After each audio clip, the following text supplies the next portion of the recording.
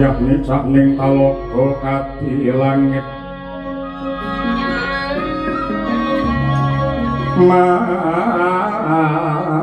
ambang tang pasulan upaman eko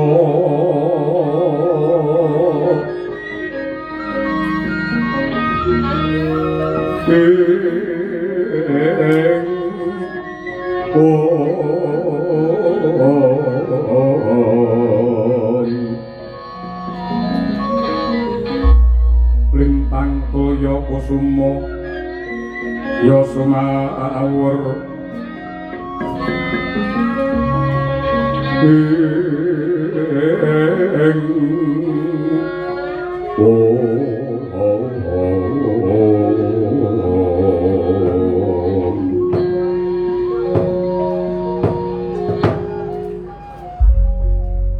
yo jagat yo dewa yo bathara anakku wadon tetelune pisan Erawati surti kanthi kelawan Banowati nggih sembah pangabekti kula kunjuk Rama Ibu bekti kula kunjuk Rama Ibu bekti kula kunjuk dhumateng Kanjeng Rama lan Kanjeng Ibu ya cah telu ndak pompo ya ndak pompo wong ayu ya dina iki nadyanta sak jroning rame dumadining Bratayuda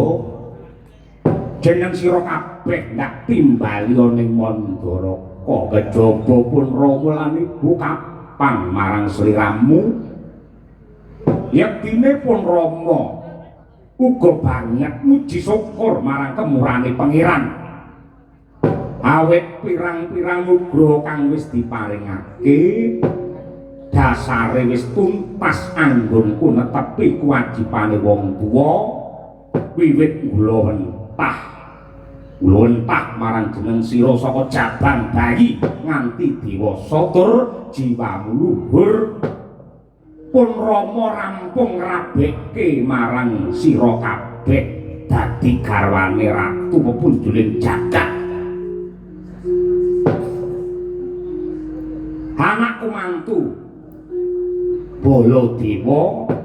anakku mantu Sang Senopati Agung Basukarna anakku mantu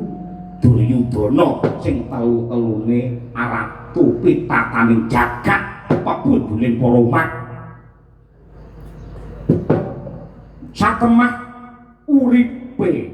anakku wadon telu pisan nyanding kawibawan kemul kamulyan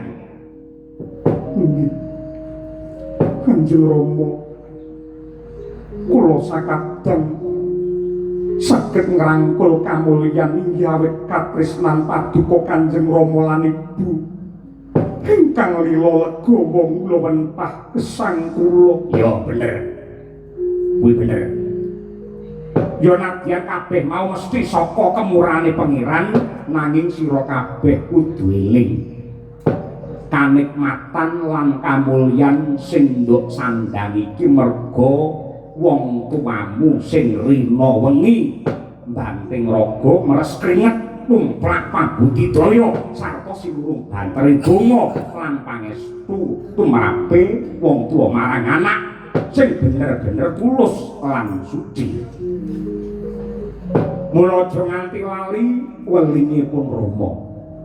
Aja nganti lali tansah dongakno